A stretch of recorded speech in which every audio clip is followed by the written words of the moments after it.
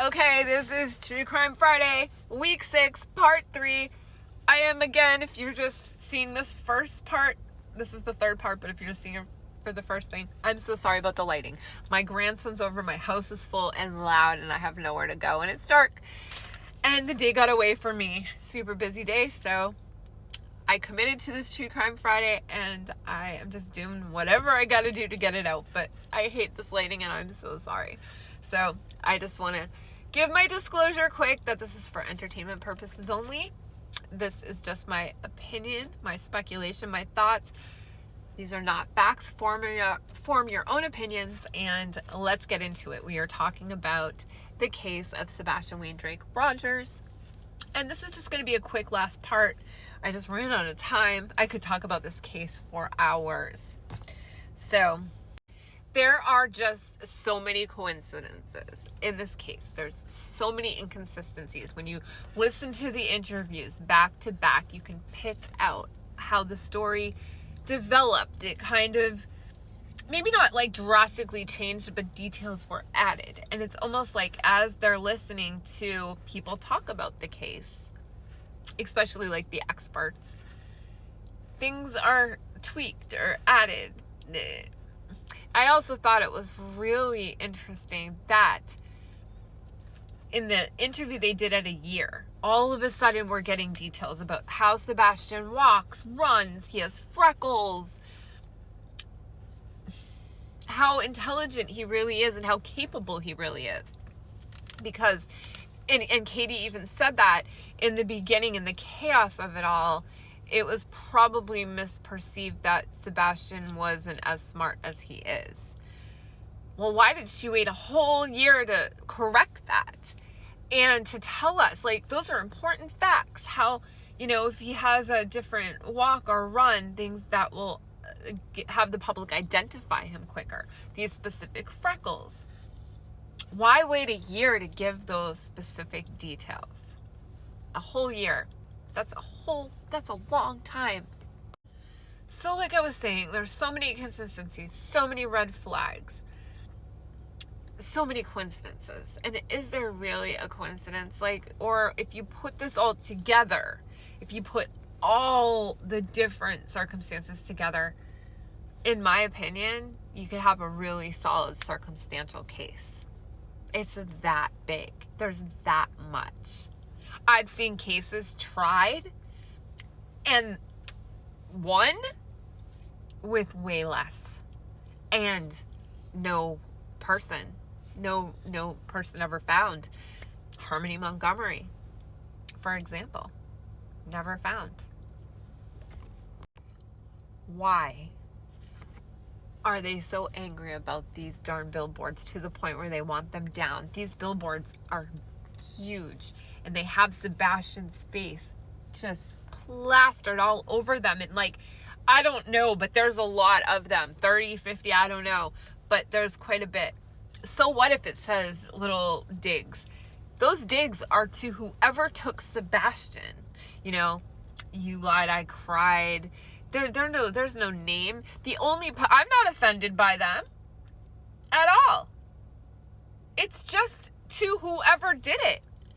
So the fact that they're so offended by these billboards to the point where they want them down, that just shows me that there must be a really guilty conscience.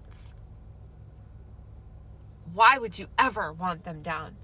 Even if you know that the person or the people or the team that put them up thinks you did it, and so those digs are directed towards you, the people seeing the billboards don't. So who cares? Who cares? Your name's not on it. Keep those suckers up. So really, at the end of the day, they didn't do media in the beginning, CP and KP. They didn't want to do media. Then they finally did do media, and they went to the smaller channels. They didn't want the billboards up. They didn't really ever search.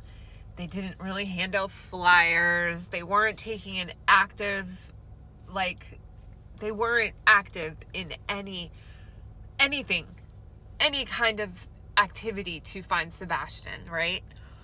they've never, like, CP has never really spoken warmly of Sebastian. The mother, KP, has never really, like, pleaded for her child or to her child. Ever. Without prompting, anyway. And they left the house shortly after Sebastian went missing. There's a whole search going on, and they up and left. They say safety. I know CP had to go back to work. As a mother, I would not ever leave that house until my son came home. Because what if he came back home? Yes, he could be anywhere, sure.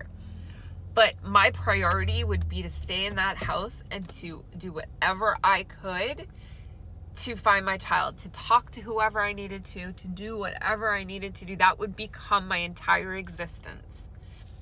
And that is simply not the case. They left. They went to motorcycle stores. They went to restaurants. They, they were basically camping. It's just bad luck, man. It's a bad look, and it, to me, says so much. So, that is pretty much what I wanted to talk about tonight. It always seems to go back to CP and KP. And that is unfortunate, because I never actually want to just blame a parent or think that they did something. That's a horrible thought. It's a horrible thought. But in this case, they've done it to themselves, in my opinion. It's just, it's one thing after another, and it's constant, and there's so much. So, unfortunately, we have to keep going back to KP and CP. Do I think Seth was the greatest father? Not in my opinion. But do I think he did anything to Sebastian? No.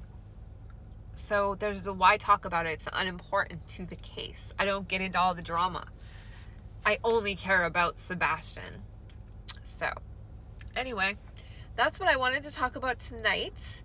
I hope you guys didn't mind my lighting. Next week, we'll get back to a better time, better lighting, all the things. But thanks for sticking with me.